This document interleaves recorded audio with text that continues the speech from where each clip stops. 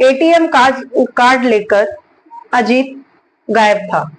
घर वाले उसे खोजते खोजते परेशान हो चुके थे, या यूं कहें पिछले 2 सालों में घर वालों ने उसके घर वापस आने की उम्मीद ही खो दी थी, या वो जिंदा है कि नहीं ये भी उन्हें पता नहीं था। और साथ में कहते हैं ना कि कुछ ऐसी घटनाएं होती हैं जिसके बाद सबकी जिंदगियां ही बदल जाती है, तो ऐसे ही कुछ घटना उस परिवार के साथ हुई। नमस्कार, प्रणाम, आदाब, सत श्री अकाल। मैं रश्मि आप सभी का स्वागत करती हूँ सुनो रश्मि में।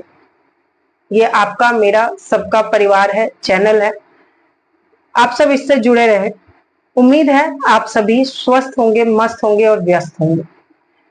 अजीत को उसकी मदर, जो कि यूपी का रहने वाला था, तो अजीत की मदर उसे एटीएम कार्ड देती है और कहती है कि घर में कुछ पैसों की जरूरत है, एटीएम से पैसे ले आओ।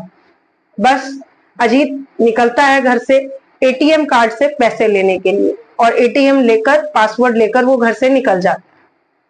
उसके बाद देर रात हो जाती है, ये बात दोपहर की थी। देर रात होने के बाद उसके घर वाले उसकी मिसिंग कंप्लेन, अजीत की मिसिंग कंप्लेन करने के लिए नियरेस्ट पुलिस स्टेशन जाते हैं। पुलिस वाले घर वालों को समझाते हैं कि लड़का जवान है और हो सकता है कि एटीएम कार्ड लेकर कहीं चला गया, घबराने वाली बात नहीं है। फैमिली पढ़ी लिखी, वेल एस्टेब्लिश थी। उन लोगों ने प्रेशर दिया तो पुलिस ने कहा हम खोज रहे हैं, बट थोड़े दिनों के बाद धीरे धीरे ये केस एक ठंडे बस्ते में चली जाती है। अब घर वाले अजीत के आने की उम्मीद खो चुके थे और सबको लग रहा था कि अब अजीत कभी वापस नहीं आएगा। अचानक से अजीत के घर पर 2 साल के बाद एक फोन कॉल आता है उसके कजन ब्रदर के पास। और जब अजीत के कजन ब्रदर के पास फोन कॉल आता है तो उसके घर के लोगों की कान खड़े हो जाते हैं और आंसुओं से सबकी आंखें नम हो जाती हैं। क्योंकि आंसुओं से सबकी आंखें इसलिए नम हो जाती हैं क्योंकि अजीत के घर में एक फोन कॉल यूपी पुलिस की तरफ से जाता है और उसके कजन ब्रदर को एक वीडियो कॉल के थ्रू यूपी पुलिस कहती है कि तुम एक बार कंफर्म करो कि क्या ये इंसान तुम्हें जानता है। और उसका कजन ब्रदर उसे जब देखता है सामने पर वीडियो कॉल पर, तो वो हक्का बक्का रह जाता है। वो हक्का बक्का रह जाता है और उसको समझ नहीं आता कि आखिर ये है कौन, और वो कुछ जवाब नहीं दे पाता। जब अजीत का भाई रमन कंफ्यूज होकर उसे देख रहा होता है, अचानक ही अजीत उसका नाम लेकर बोलता है, रमन क्या तुमने मुझे नहीं पहचाना। जैसे ही वो सामने से जो इंसान वीडियो कॉल पर था उसकी आवाज रमन के कानों पर पड़ती है, रमन हक्का बक्का रह जाता है और वो कहता है कि साहब ये कोई और नहीं, मेरा अपना कजन ब्रदर है और आप उसे वहीं बिठाइए, हम लोग सब पूरी फैमिली इसे लेने आ रहे हैं। बस उसके बाद उसका भाई, उसका रियल ब्रदर, अजीत का रियल ब्रदर छोटा, और उसका कजन ब्रदर, उसकी अजीत की पूरी फैमिली सब पुलिस स्टेशन पहुंचते हैं और अजीत को देखकर सब दंग रह जाते हैं। क्योंकि अजीत जिस हालत में था उसे भिखारियों से भी बुरी स्थिति कह सकते हैं। और वो लड़का जो कि देखने में इतना सुंदर, इतना हैंडसम, पढ़ा लिखा और समझदार, उसकी ऐसी स्थिति क्यों हुई, ये बात सबको समझने में टाइम लगता है और अजीत फिर अपनी पूरी बात बताना शुरू करता है। फिलहाल ये लोग उसे लेकर घर आ जाते हैं और घर लाकर इससे सारी बातें की जाती हैं। पुलिस स्टेशन में सारी फॉर्मेलिटीज पूरी कर ली गई थी। अब अजीत घर लौट चुका था और घर में इमोशंस, आंसुओं का एक, कहते हैं ना कि खुशी में भी आंसू निकलते हैं, तो वही खुशी की आंसू सबकी आंखों में था और सब ये जानना चाह रहे थे कि अजीत के साथ क्या हुआ था। अजीत को पहले नहलाया जाता है, उसको थोड़ा सा रिलैक्स किया जाता है, उसके बाद सब घर वाले बैठते हैं और अजीत से पूछते हैं कि उस दिन तुम कहाँ गायब हो गए थे, तुम्हें वापस आना चाहिए था। तो अजीत कहता है कि मुझे नहीं पता कि उस दिन मेरे साथ क्या हुआ। अचानक से जब मैं एटीएम कार्ड लेकर आसपास के एटीएम्स में गया तो उस दिन पैसे नहीं थे एटीएम्स में। मैंने सोचा कि मेरा दोस्त जो है वो बैंक में है, तो क्यों ना मैं उसके पास चला जाऊं और वहीं से पैसे कलेक्ट कर लूं, ये ज्यादा इजी रहेगा और उससे मिलना भी हो जाएगा। बस यही काम अजीत ने किया। अजीत वहां से निकला और ब्रांच पहुंच गया। ब्रांच पहुंचने के बाद उसने थोड़ी देर अपने दोस्त से बातें की और वहां से कैश लेकर वो घर के लिए रवाना हो गया। घर के लिए रवाना हुआ तो वो एक बस स्टैंड पर जाकर खड़ा हो गया। वहां से बस आती और अजीत को घर निकलना था, पर अचानक से वो देखता है कि वो अकेला खड़ा है और सामने से एक गाड़ी आती है और वहां पर बस स्टैंड के सामने रुक जाती है। जब बस स्टैंड के सामने वो गाड़ी रुक जाती है, उसके बाद अजीत को दो लोग हाथ पकड़ते हैं और एक पीछे से उसका मुंह दबाता है। उसके बाद अजीत को पता नहीं कितने दिनों बाद होश आता है। जब अजीत को होश आता है तो वो खुद को एक बंद पिंजरे जैसे घर में देखता है, और घर में देखने के बाद अजीत को सोचो क्या बीता होगा। अजीत अंधेरे कमरे में था और उसके साथ कुछ और लोग भी थे, लेकिन उसके आसपास जो लैंग्वेजेस बोली जा रही थी वो अजीत को समझ नहीं आ रहा था, क्योंकि वो लैंग्वेज ना ही भोजपुरी थी, ना ही इंग्लिश थी और ना ही हिंदी थी। और अजीत को थोड़ी बहुत बंगला और इधर के आसपास के एरिया की सारी लैंग्वेज की जानकारी थी, मैथिली, भोजपुरी, इन सब चीजों की जानकारी अजीत को थी। अब यहाँ से अजीत की जिंदगी पलट जाती है। अजीत को कुछ ड्रग्स दिए जाते हैं जिससे वो बेहोश हो जाता है हर दिन, और 2 से 3 महीने अजीत कहता है कि मुझे याद भी नहीं मुझे कितने दिन बाद वहां से निकाला गया, शायद महीनों बीत गए। उसके बाद मुझे लिमिटेड खाना दिया जाता था और एक माइनिंग कंपनी में ले जाकर मजदूरों के साथ, करीब मेरे साथ 50 से 60 लोग थे, सबको ले जाया जाता है और वहां पर पत्थर तोड़ने का और भी सारे मजदूरी के काम करवाए जाते हैं।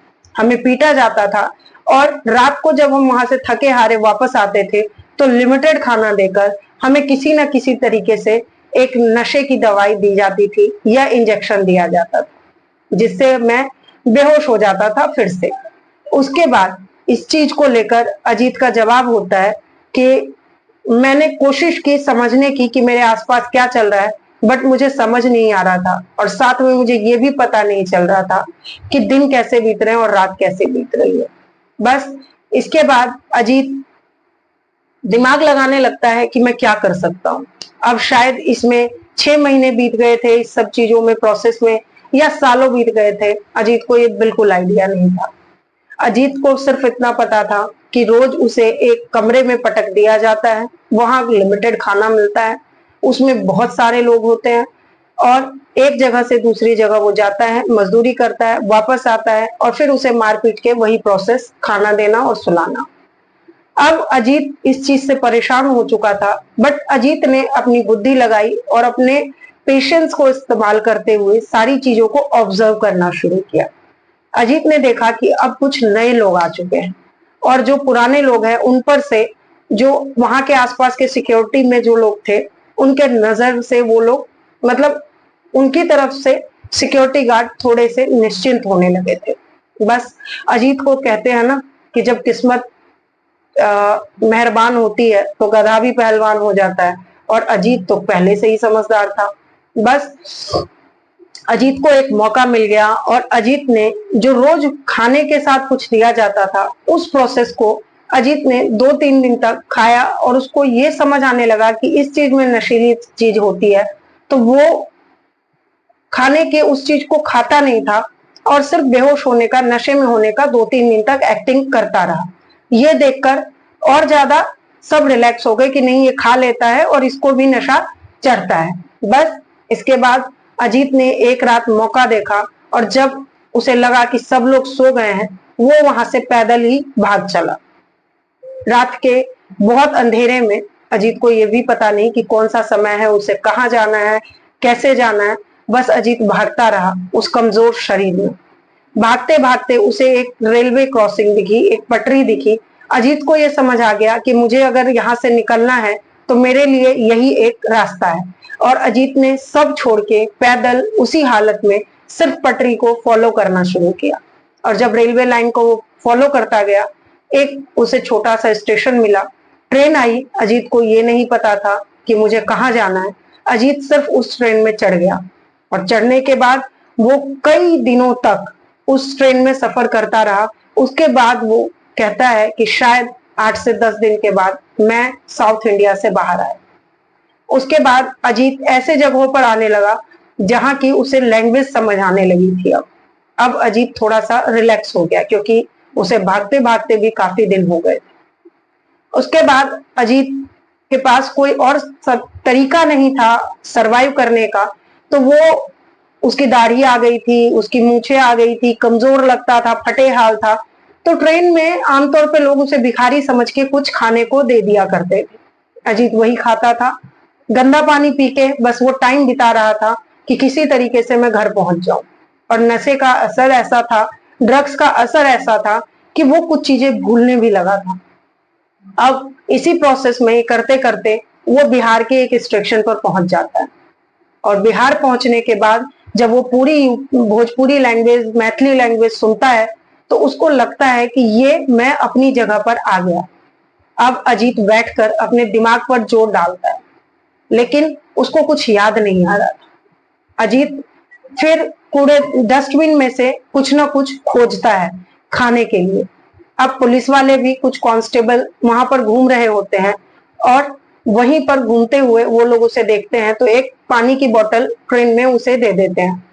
जब वो पानी पीता है, पानी पीने के बाद उसके मुंह से निकलता है थैंक यू। ये जो लैंग्वेज थी, थैंक यू कहने का तरीका था, ये दो में से एक कांस्टेबल को लग जाता है। वो कहता है कि या तो ये आतंकवादी है जो खुद का वेश बदलकर यहाँ पर घूम रहा है, या कुछ तो है जो अलग है इस आदमी के साथ, क्योंकि ऐसा थैंक यू नॉर्मल तरीके के भिखारी नहीं बोल सकते, है ना। और लोकल था वो कांस्टेबल, तो उसे हर चेहरा लगभग लगभग याद था जो आसपास होते थे, पर यह चेहरा नया था उसके लिए। अब कांस्टेबल ने उसे पकड़ा, पुलिस स्टेशन लेकर गया और वहां पर उससे पूछताछ करनी शुरू की। तब वो बताता है कि आज से 2 साल पहले वो एटीएम कार्ड लेकर गया था एटीएम से पैसे विड्रॉ करने, लेकिन उसके साथ क्या क्या हुआ। पुलिस उसकी बात सुनता है, उसको समझाता है और फिर उससे पूरी डिटेलिंग्स लेते हैं कि आखिर तुम हो कहाँ के। वो बहुत दिमाग पे जोर डालता है, उसे कुछ याद नहीं आता अजीत को, बस एक कजन ब्रदर का नंबर याद आता है रमेश का, और वो पुलिस वालों को बताता है और पुलिस रमेश को कॉल करती है और उसके बाद वो घर पहुंचता है। उसकी ये कहानी सुनकर सब लोगों के आंखों में आंसू था, पर एक खुशी थी कि अजीत वापस आ गया था। कहते हैं ना कि बुरे समय में धैर्य रखना चाहिए। सिर्फ धैर्य ही ऐसा एक जज्बा होता है, और अपने पर भरोसा और ऊपर वाले को शुक्रिया करना चाहिए और रोज बोलना चाहिए कि आपने जो दिया है ये शरीर, उसको आपको ही चलाना है। इसी सोच के साथ अजीत ने अपने आप को संभाले रखा और 2 साल के बाद वो अपने घर वापस आ गया। तो यही कहानी थी आज की। इसमें एक पुलिस वाले ने जहां उसका थैंक यू एक्सेप्ट किया और वहां से सारी कड़ियां खुली, वहीं पर जो दूसरे तरफ पुलिस वाले थे उन्होंने सिर्फ फैमिली को सॉरी कहा, या यूं कहे तो फैमिली को सॉरी भी नहीं कहा, सिर्फ वो जानते थे कि उन्होंने गलती की है और उनके अंदर गिल्ट था कि अगर वो उसी टाइम अजीत को खोजते तो शायद अजीत आज से 2 साल पहले ही मिल गया होता और अजीत के जिंदगी के वो अच्छे अनमोल समय नहीं बिगाड़ता, शायद वो कहीं मल्टीनेशनल कंपनी में या अच्छी जगह पर सेट होता। तो यही कहानी थी आज की कि एक तरफ पुलिस वालों का सॉरी और दूसरी तरफ पुलिस वालों का थैंक यू, ये दोनों चीज मिलकर एक लड़के की जिंदगी बनने से बिगड़ने और बिगड़ने से बनने तक की कहानी थी। उम्मीद है ये कहानी आप सबको अच्छी लगी होगी। मिलती हूँ अगली कहानी में, तब तक आप सब जुड़े रहें और अगर आपको पसंद आ रहा है तो अपनों के साथ भी, जिन्हें कहानियां सुनने का शौक है, उनके साथ ये कहानियां शेयर करें। थैंक यू, धन्यवाद।